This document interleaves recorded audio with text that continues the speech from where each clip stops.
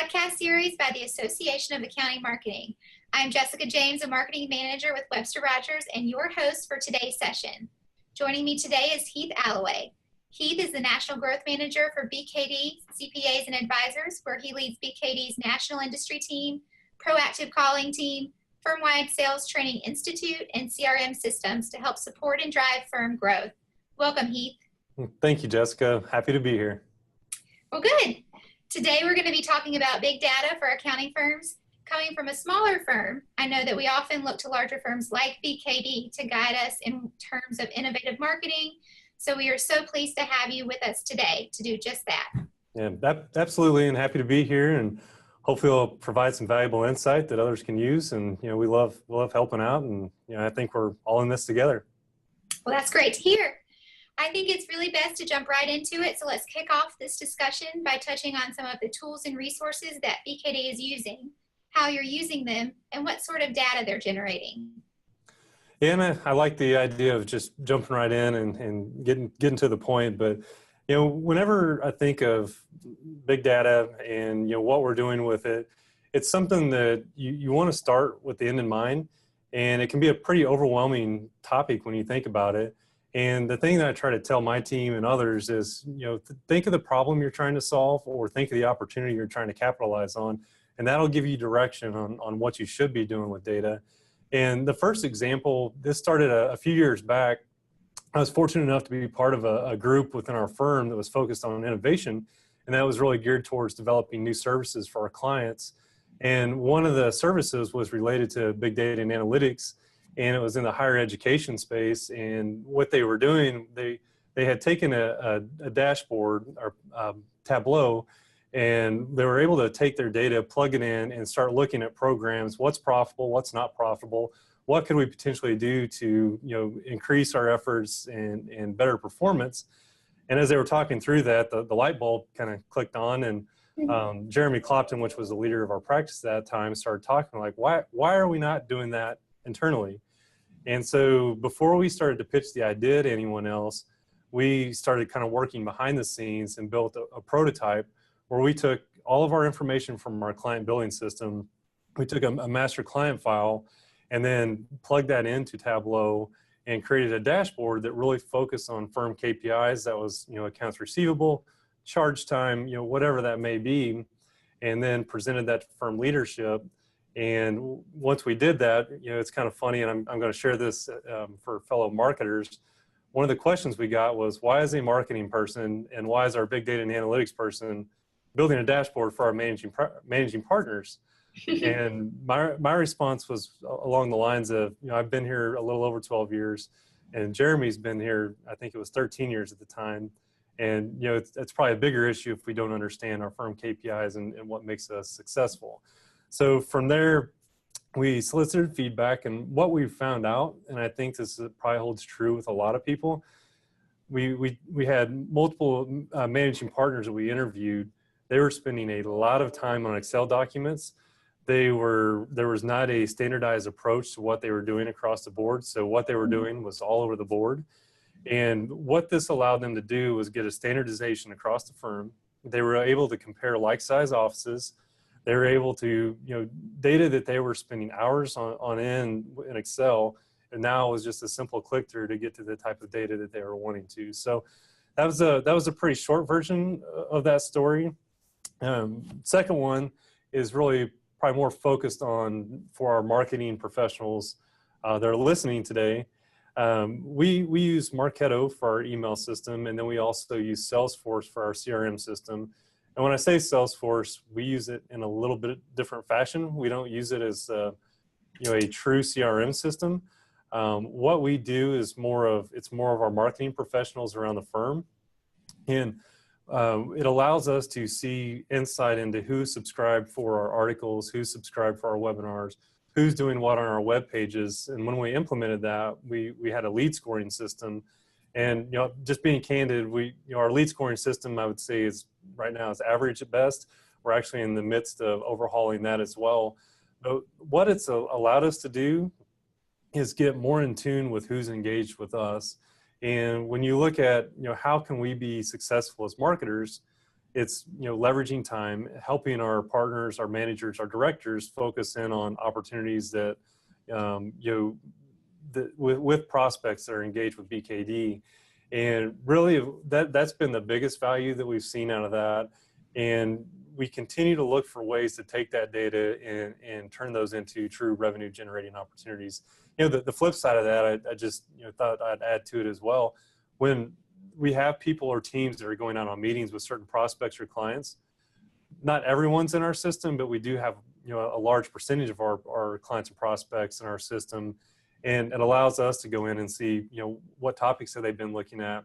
Have they been utilizing any of our resource centers? What are they doing?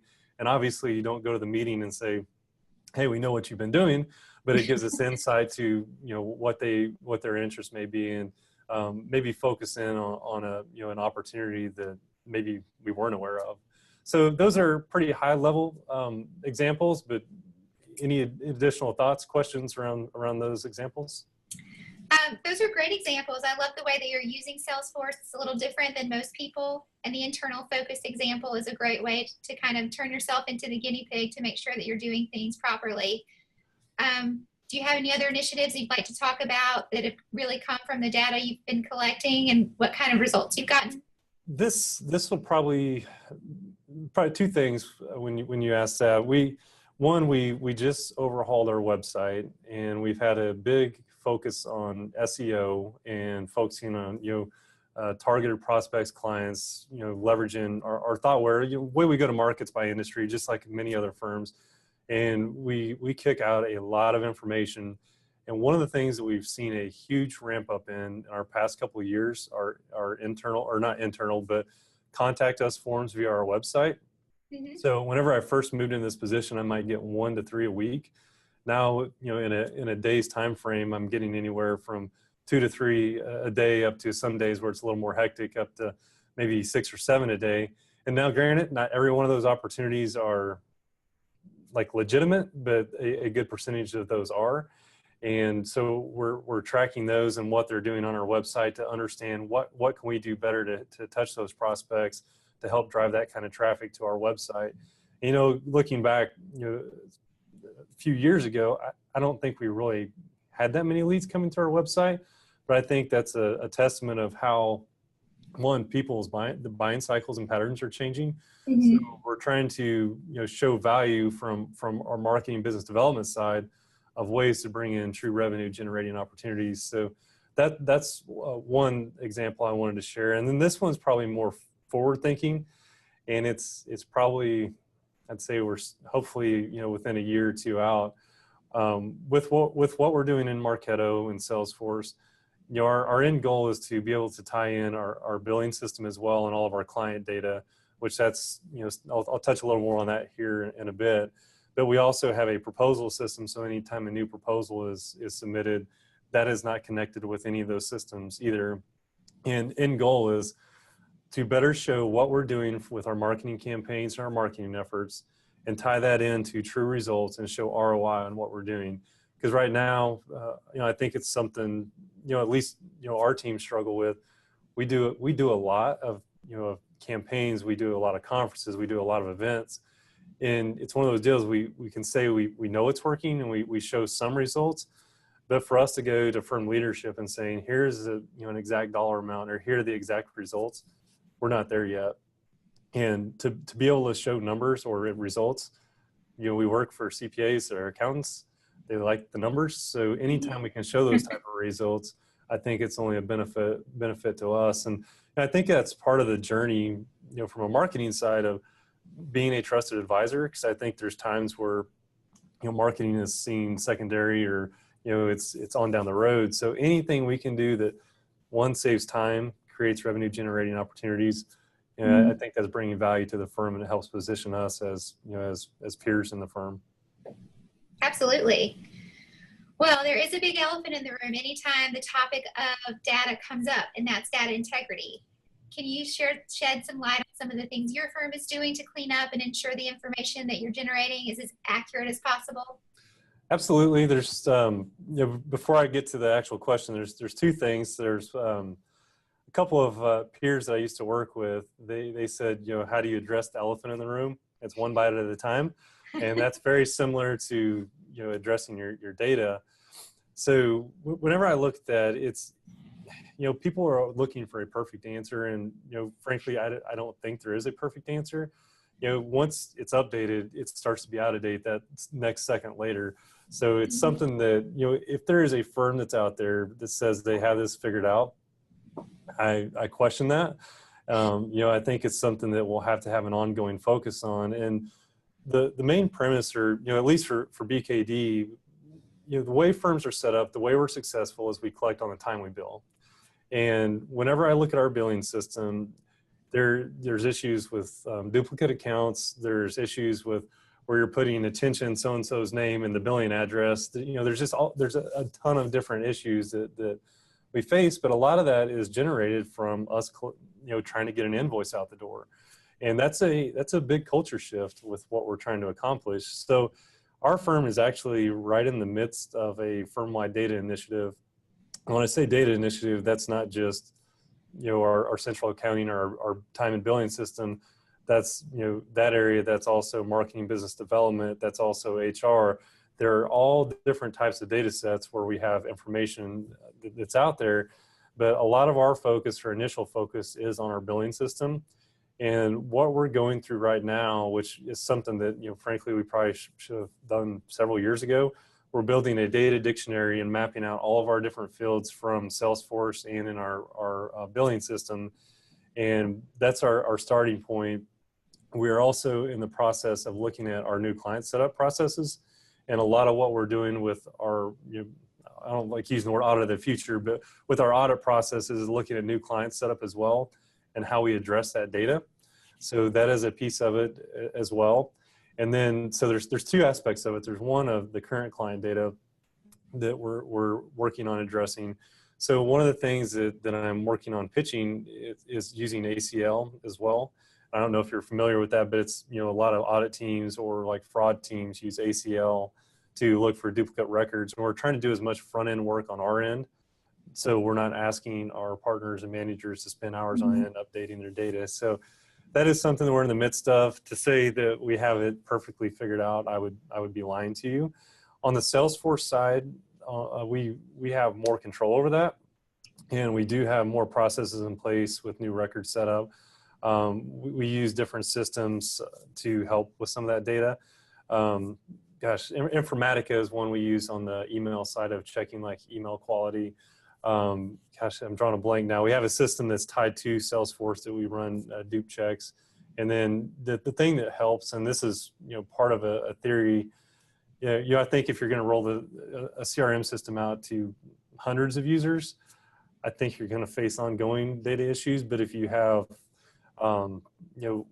either a leader or a SME or whatever you want to refer to them as, a smaller knit group that has access to import and export and populate data, you're going to have a lot better chance at keeping your data clean.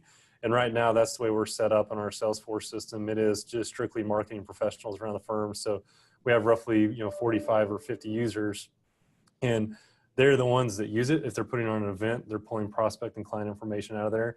So it behooves them to have good data in there because it helps them on the back end as far as saving time and effort. So that's really where we're at from a data perspective. This is something that's going to take quite a while, and I think we'll have an ongoing focus. And whenever you'd reached out to me, I think I'd shared, I talked to a couple of our peer firms. I'd say it's probably every other month or so, and we refer to it as our support group because other firms are facing a lot of the same things that others are. I think all of the issues that we've kind of talked about today are issues that are facing a lot of firms. So it's reassuring to hear that we're not in the boat alone. With that being said, are there any additional areas of big data that you'd like to cover before we wrap up? Yeah, one key point that I would say, and it's kind of circling back to some of the opening comments. Don't try to take it on all of it at one time. Find an issue or a problem that it kind of ties into innovation. You find the problem, and what we're doing is trying to find a solution. So work with your partner group on finding what their issues are. Because that's something like when we started on the practice management dashboard. Was it something that we should really be doing? That's probably questionable, but we saw an issue, and people were spending a lot of time and effort in spreadsheets, there was no consistency around the firm. You had new managing partners that were wondering what other managing partners were doing from a data perspective and looking at firm KPIs. And so taking that kind of mindset, and then what I would do too, before you get into, whether it's in a dashboard in Tableau or something along those lines, I would even mock up something to share with whether it's your managing partner or other partners in your practice, and kind of pitch the idea and kind of get some of their feedback before you spend hours on end on developing a marketing dashboard or practice management dashboard. Because once you get in it, it's going to evolve over time. So do some of that up front before you spend a ton of time and effort. That will help guide you in what you're trying to do. And then also on the more of the marketing business development side, I'm guessing a lot of firms do, or you mentioned same thing, facing some of the same issues. Focus where you can make change. If you're trying to implement a CRM or something along those lines, focus on those that are hungry for it or have a desire to do it. If you're trying to force it, it's probably not going to happen. Just based on experience, if you try to force something, it's kind of the law of the thirds. You'll have a third that'll actually do it. You'll have a third that will kind of do it, and then you'll have the other third that's no matter what you do, will never implement it. So if you focus on those that are passionate about it, and you almost create this synergy there, and you're seeing success with it, then all of a sudden your other group will want to be part of that instead of you trying to force it. They will actually want to help with it or be part of it. And then my final note is, we're all facing a lot of the same issues. So, I'm always happy to brainstorm or bounce ideas off others. It's been very beneficial for me to be part of AIM, and then also some of the peer calls that I have. I would say in our industry, we've been very open with each other on what we're doing and trying to share some of those best practices. I think it's something from a marketing business development side, we want to continue to position ourselves as advisors and peers in the industry. So if you're bringing value, if you're looking at ways to save time, if you're looking at ways to drive firm growth, you're making an impact. Absolutely. Well, thank you so much for joining us today, Heath. You have shared a lot of great information and insight into what things to really focus on, some resources and tools that are helpful as we work to set and standardize processes, and just how to properly leverage the data that we collect. So thank you. Yeah, absolutely. And enjoyed it. Thanks for having me. This wraps up another episode of Amplify. Please watch for another podcast from the Association for Accounting Marketing next month. And remember to always aim high. Power up, listening, we're always aiming.